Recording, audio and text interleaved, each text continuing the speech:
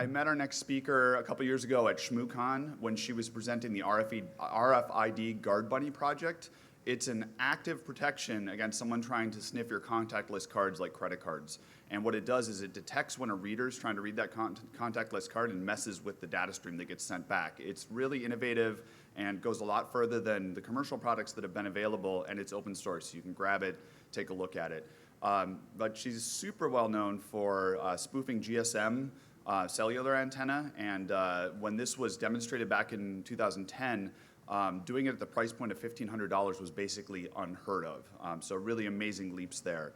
She's sought after by the biggest tech firms around the world, and just recently took a position as the top person in charge of security for Lyft's autonomous driving. And I'm just really thrilled that she's able to be here today and present. Please welcome to the Hackaday Super Conference stage, Kristin Paget.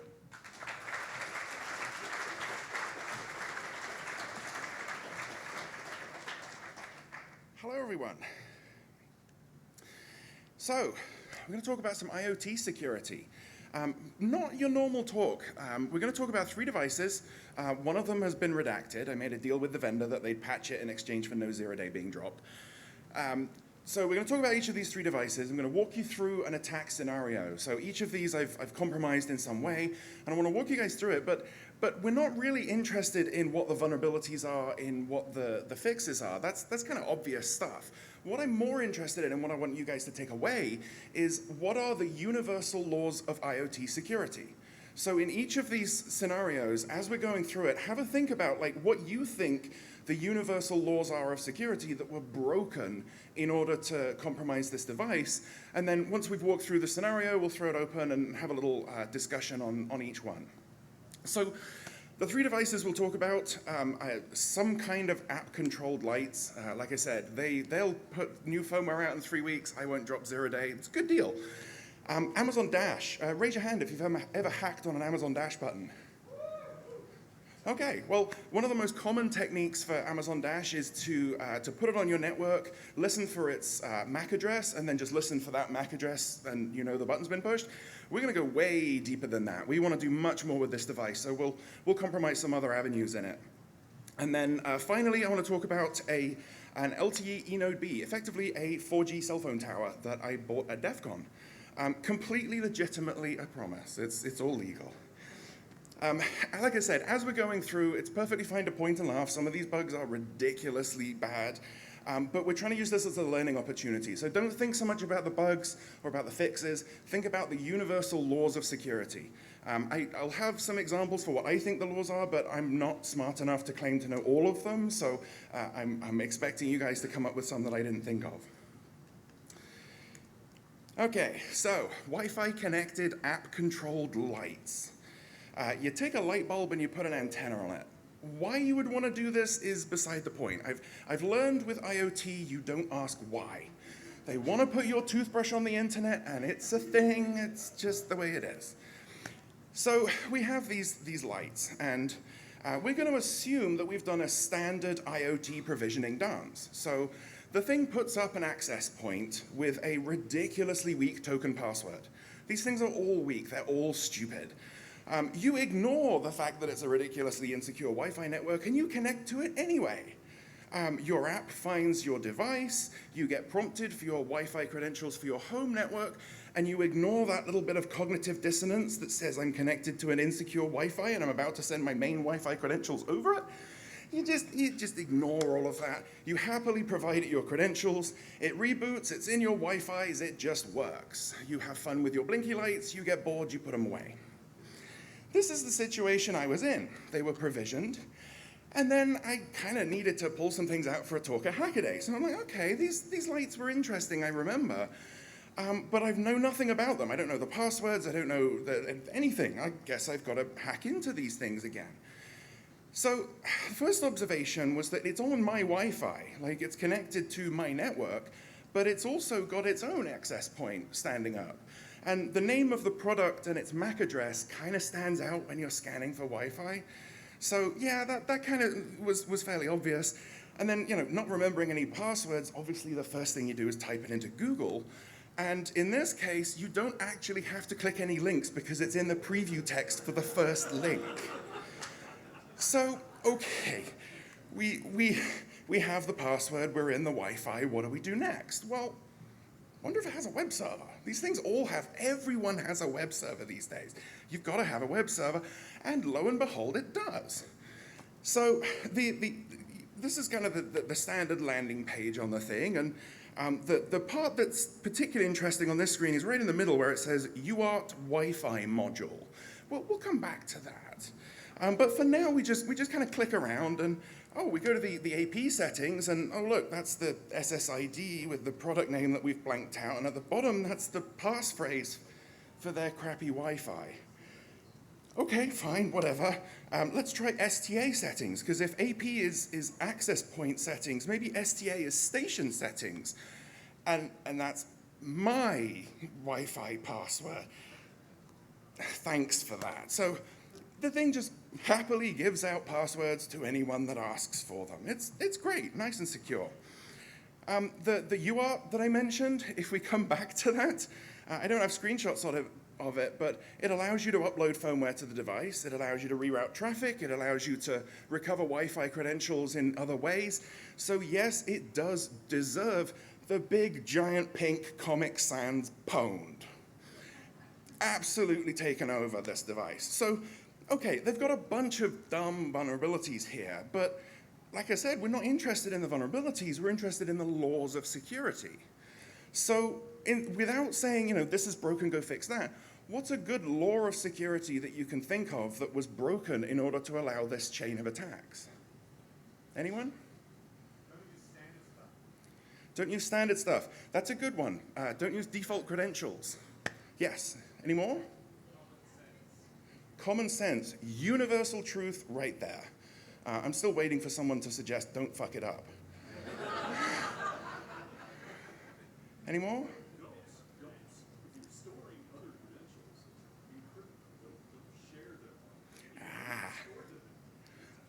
That's a good one, but not for the reasons that you think. So, okay, do not hand out plain text credentials ever unless you are a password management service. If you're not building a system that is designed to protect credentials and then hand them out on demand, you shouldn't be handing out credentials. It's as simple as that. Provisioning credentials. A lot of these devices, they use static passwords, like you said, you know, default phrases. They don't have to. Some IoT devices come with a little sticker, and the sticker has the passphrase on it. That's great. You can totally do that. Separating privileges. In this case, the device was not able to differentiate between you're connected to my Wi-Fi in order to control the lights from you're connected to my Wi-Fi in order to reconfigure the UART.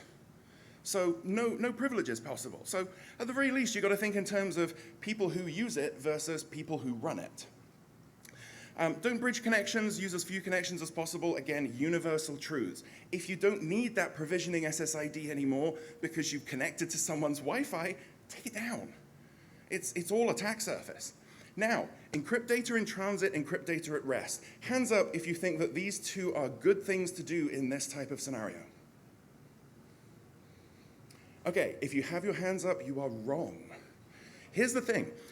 In an IoT scenario, someone gives you a credential. That's a secret, okay? So let's say I take a key and I encrypt that secret. Well, that secret's no longer a secret. It's ciphertext now. So I can hand that out to the world and, you know, nobody really cares. But now I've got a key, and that's a secret, and where do I put my secret? So I know, let's wrap it with another key. And then another, it's keys all the way down. It's a bad thing. Most IoT devices, they don't have trustable encryption anchors. So you can put like secure elements and SIM cards and TPMs, and you can put trust anchors in there. If you don't have a trust anchor, don't bother with the encryption because it's not going to gain you anything. You're just in a kind of a vicious cycle there. Okay, Amazon Dash. So, quick introduction to Amazon Dash. It's a button that you buy from Amazon, that you bind it to a product, and then when you push the button, the product arrives. Yay! And then when the product arrives, you push the button again, and more product arrives. Yay! Consumerism. way more fun as a hacker toy. Way, way, way more fun. So it's got a Wi-Fi chip in there. It's actually a Broadcom Wicked module, so it's a fairly sophisticated Wi-Fi device. There's one lithium AAA in there on a little teeny tiny buck boost converter, so great power source there. It's an STM32F205, and they nicely break out all of the programming pins for you. The best thing, in my opinion, is that it's $5, and if you actually use it to buy something, you get your $5 back. So you can buy all kinds of products that you use once, and then, hey, look, I've got a dash button. So it's a fun device, and there's all kinds of things, if you want to take the casing off it, that you can get to. There's JTAG, and there's serial, and there's all kinds of fun inside, but we don't want to do that. We want to attack the devices as they are. So, as I said, a lot of people, they automate these things by, they put it on the network, they look for its MAC address, and then they have like a Raspberry Pi or something that listens for ARP requests from that MAC address, and then that button was pushed. Problem with that is that there's no feedback to the button, for starters. You've got no control over the button. It's just literally, hey, this button was pushed, and that's it. I'd like to do a little more with this button than that. So, first thing you do is sniff the network, and you see that https parkergatewayna.amazon.com is where all of its traffic goes to. By the way, this is for first-gen dash buttons. I don't think any of this affects the second-gen. So the first thing you notice is it's SSL. Okay, fair enough. We'll come back to that. First thing we've got to do is point all of that traffic somewhere interesting. So you go to your firewall and you just do a host override for parkergatewayna.amazon.com, and now everything for that host name is redirected to this IP address on the LAN. So now we've got all the traffic. Now we need to do something with that SSL layer. So we need an SSL certificate, an X509 certificate. So you can see on the left is the kind of the dump of the official Parker Gateway NA certificate. On the right is my certificate, which is a little bit different. It was issued from a state of excited, location, the couch, organization, coherent but tired, but the common name is parkergatewayna.amazon.com, and it does authority attesting to that fact. And so, as it turns out, that's all you need to get to an Amazon dash button. So, we put this certificate in front of an Apache server, and, well, the next problem we've got is we've got all kinds of URLs coming out of this button, and we don't really know what to do with all of them yet, so we need to kind of funnel them into one central place. And that's what this chunk of Apache config does. It's using mod rewrite to effectively take every request that comes in anywhere into the server and redirect it into execute.sh, which then pulls all the post data out of it, gets the button ID, and does clever things. Now, the two lines at the very bottom here, these are kind of interesting because the /2/r/oft, this is actually a heartbeat from the dash button going back to Amazon that's kind of, do I have good internet connectivity? And there is actually some crypto involved in this. I couldn't easily spoof it. So all I do instead is I just redirect that request to Amazon. So the only request that Amazon actually handles from any of my dash button is the ping that says, hey, Amazon, are you still alive? Everything else is handled by me, especially /2/f, which is when the dash button is requesting new firmware. So this request comes in, and I redirect it to my firmware host, and my firmware host does something like this. So it starts with an STM32F205 firmware image. It adds a bunch of gubbins to it, timestamps, versions, lengths. These have to be increasing, but yeah, that's not hard. You then return that blob of data to the dash button, and the dash button dutifully flashes it into memory and then doesn't execute it. I don't quite know why. I'm not that good of an ARM reverse engineer. If someone is and wants to help me out on this, please come find me. I do know that I have the ability to flash arbitrary code into the button, though. So I'm going to call that arbitrary code execution. It's close enough. So let's take a step back here. Like, where are we with this dash button now? Clearly, we've got an SSL man in the middle. We can spoof input as well, which is kind of fun. If this Apache server returns 200, the light on the dash button turns green. And if it returns 500, the light turns red. It is 1 bit of output, and I can spoof it. Therefore, I can spoof output. Sure. And then, arbitrary firmware upload as well. And you can't execute it yet, but that's probably a checksum away. So, totally different scenario. Totally different set of vulnerabilities. What are the universal rules of security that got us here? No one?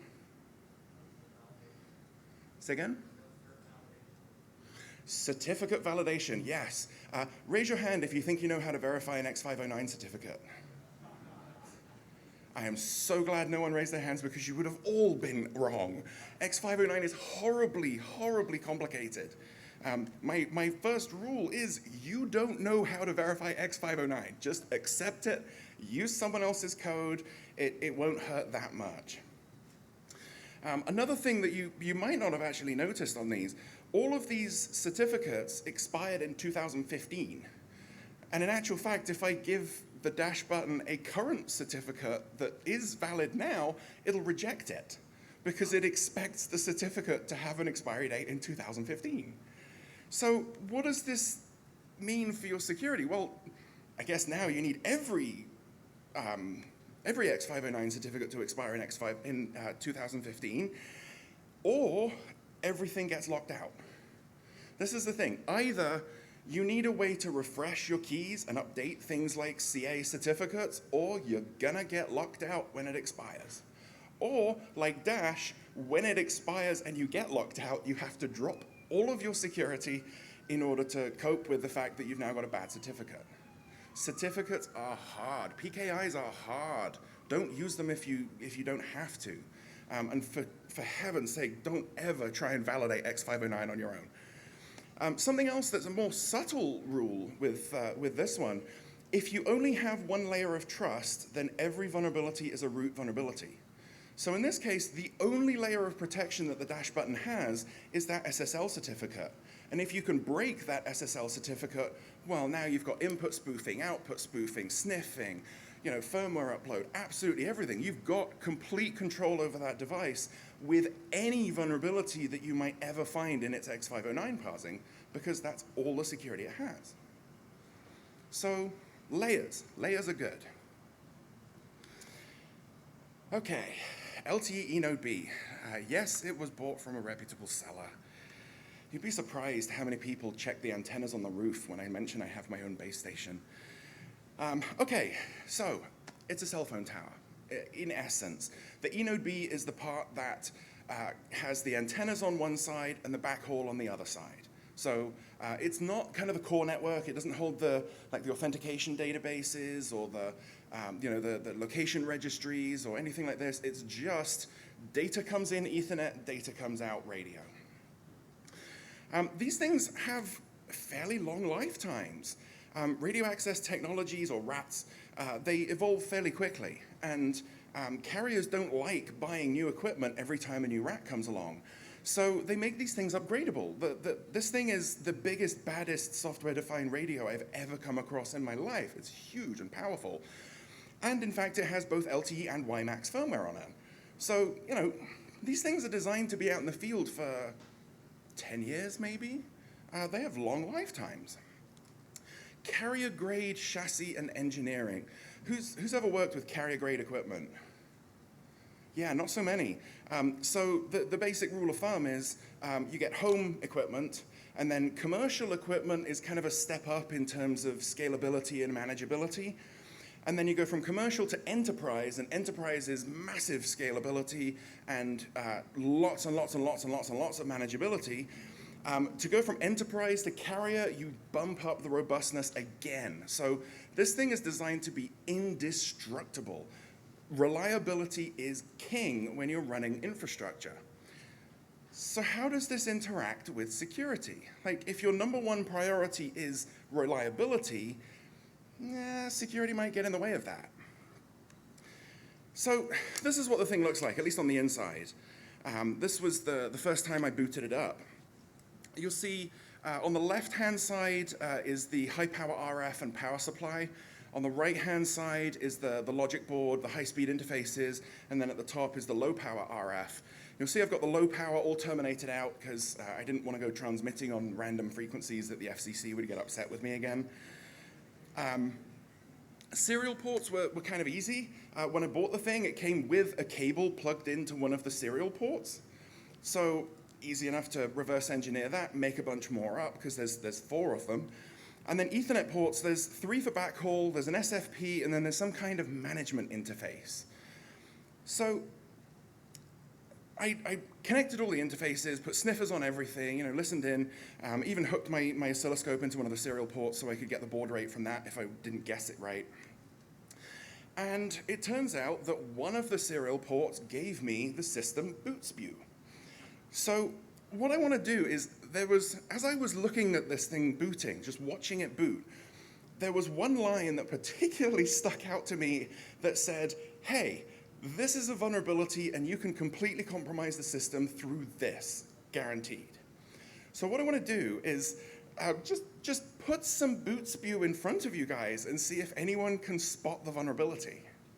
So does anyone see a line of text on the screen now that would lead you to believe that you can absolutely, for certain, with a high degree of reliability, compromise this device?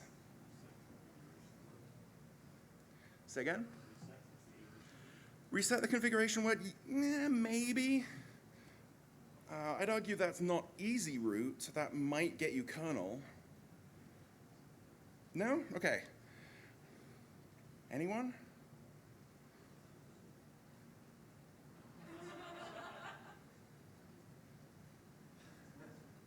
Anyone see an easy root vuln here? Say again? Bad CRC default environment. Yes, I saw that. My understanding of that is that there's a CRC error on the flash. So if I wanted to desolder the flash chip, I could put new firmware in it, solder it back, and yeah, that's probably correct. The reason why that's a difficult vuln is if you see the board is actually upside down. So all the chips are on the underside, and it's thermally bonded to the metal casing. So it's really difficult to get this thing out without breaking it, and I want to still be able to boot it, so I haven't done that. The best suggestion I've had so far is to fill the thing with hot nitric acid. I am not about to do that, but if Mike Osman is around. Okay, so nothing on here. What about this one? Anyone see a really, really easy root vulnerability on this screen?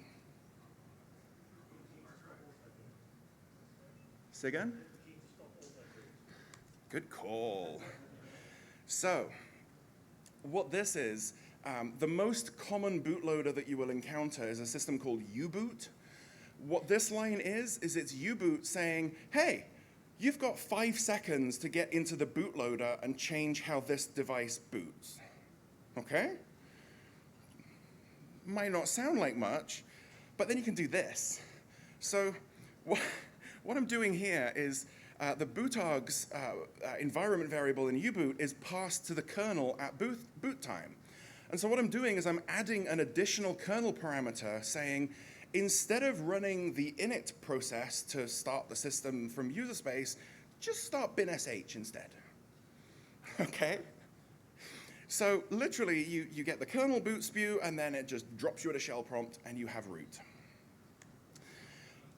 But you are now in it. Like, you are literally the only process on the system, and if you exit that shell, the kernel will take that as an indication to shut down. So you have ultimate power, you have root, but it's only over half a system. So, I mean, you're missing all kinds of things. There's like 4 or 5 different file systems that get mounted on top of this. None of the startup scripts have run, so there's all kinds of stuff that's not been set up or not been demonized. You don't have authentication because you don't have any daemons to authenticate through. You don't even have networking, so you can't, I mean, you could probably bring up an interface if you can find the right commands on the file system somewhere, but you don't have a path, so that's fun too. Drivers, firmware, all kinds of stuff. It's all kinds of not present. So you crack the shadow file instead, because that's nice and easy, but there's no shadow file. So you try the password file instead, and things just get hilarious. So I'm assuming that everyone knows the difference between a password file and a shadow file. Suffice it to say that if this is the password file, there should not be hashes in it. So let's kind of take out all of the Unixy accounts, and we'll just cut. You see, there's root, there's FTP. There's only a few users that actually have hashes. So let's remove all the noise and stick with just these 4 accounts that have hashes. So ignore the fact that all of these hashes crack to 6-character lower alpha passwords in a production cell tower system. I'm curious, anyone see anything wrong with these entries in Etsy password?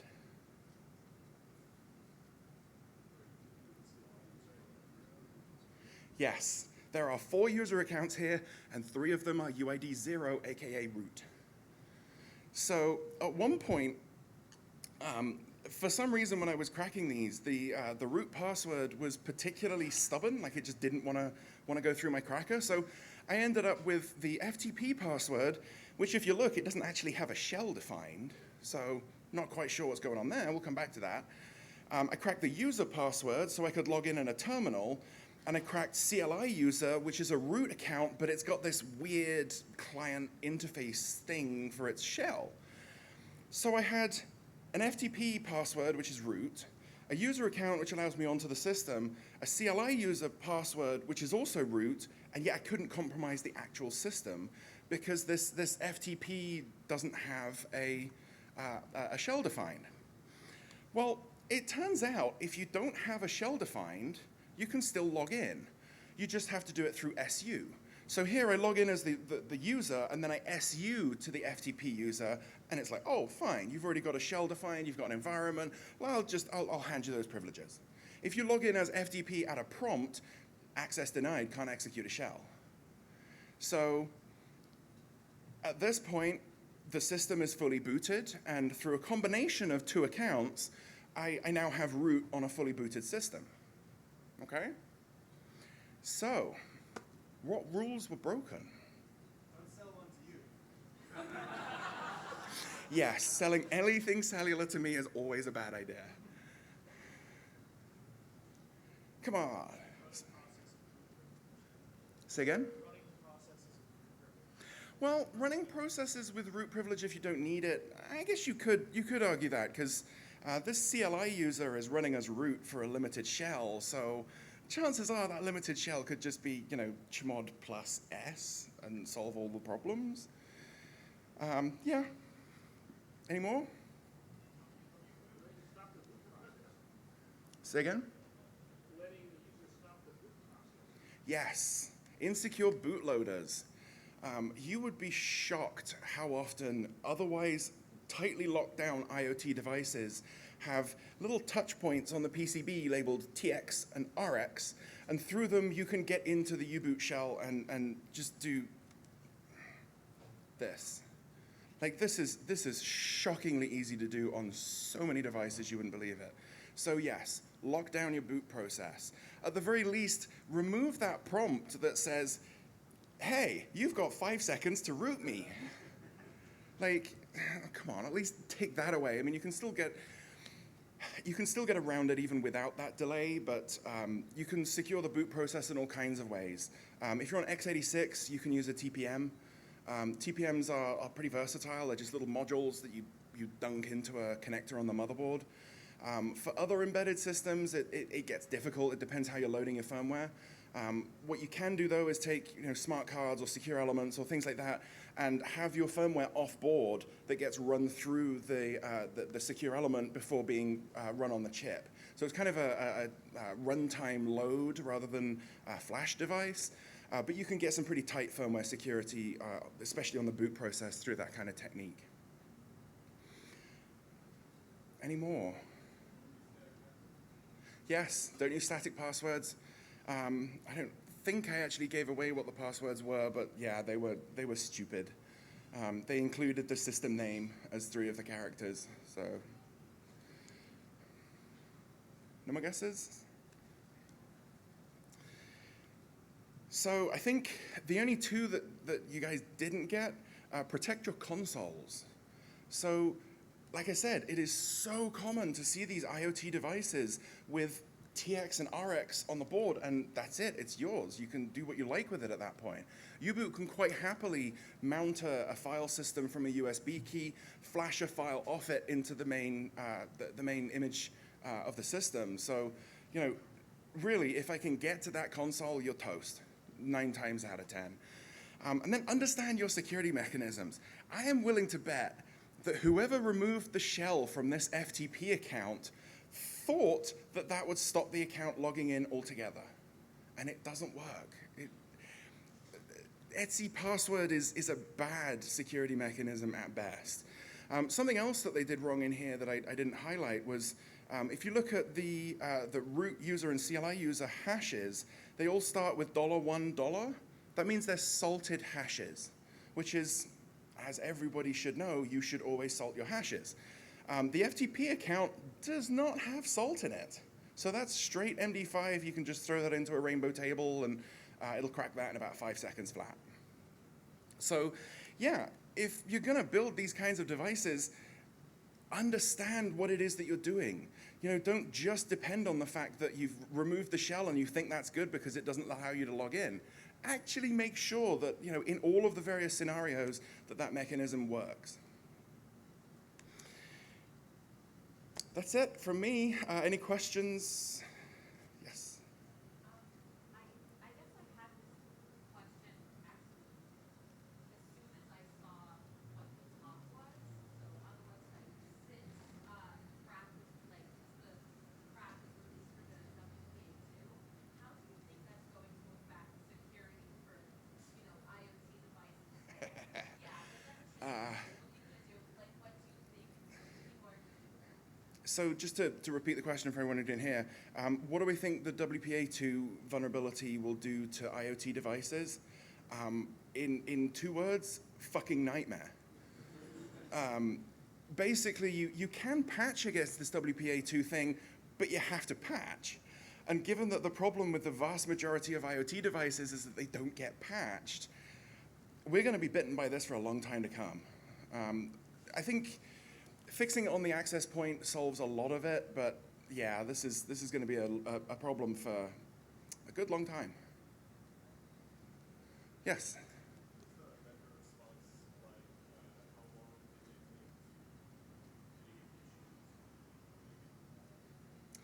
So I actually got 3 very different responses from the 3 vendors. The Dash stuff was actually already known and out in the world, so there wasn't really any point in contacting Amazon about a known issue.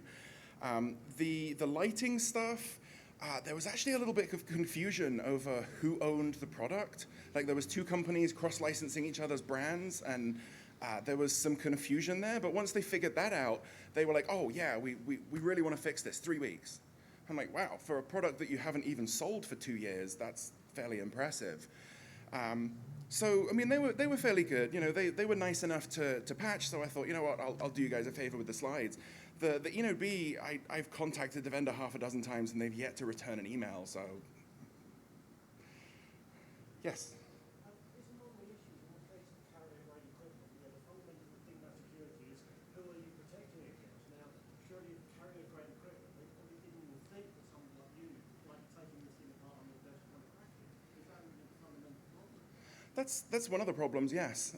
Carrier-grade stuff is not designed to end up in the hands of people like me. But that doesn't mean that you shouldn't design for that. Like, there's a whole bunch of stuff that's not designed to end up in the hands of people like me, and I get hold of it anyway, so do you just want to do it right from the beginning?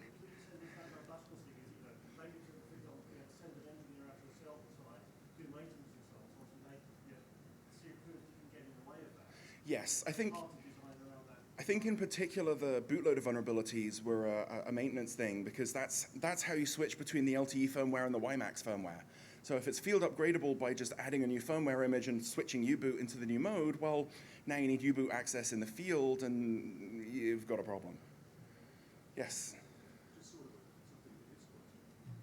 The concept from carrier manufacturers that, okay, this is something that people aren't going to get their hands on, therefore we don't need to make it as secure. The fallacy there is it's also a more valuable target than a dash button. Yes. Yes, you're right. It is a more valuable target than a dash button. One of the reasons why I bought it Well, there's kind of three reasons. Firstly, I looked at the hardware and kind of deduced some of the capabilities of the device, realized that it would be worth more in parts than as a complete unit if it didn't turn out to be what I needed. So that was good. The second thing I wanted to do with it is recover credentials from it. So part of the goal of attacking this device has been that I want to get on that VPN that gets me into SS7. I want to put this thing on my roof and set up a roaming agreement with T-Mobile, ultimately. And then the third is if I can get the hardware working in a sufficiently flexible way, it's, like I said, the biggest, baddest software-defined radio I've ever seen. It's 4 channels at 100 megahertz each with about 100 watts of power amp per channel. So it's a fun toy. No more questions? Okay. Oh, sorry, one there.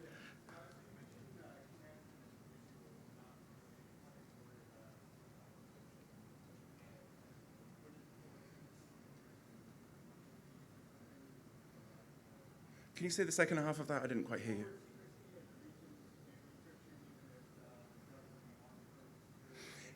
Yes, forward secrecy would be a good reason to do encryption, but forward secrecy depends on generating a public-private key pair dynamically for each SSL session.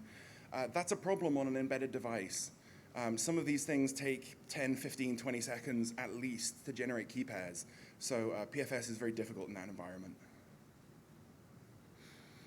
Okay, I will be around, and yes, Lyft is hiring. Send me resumes. Thank you.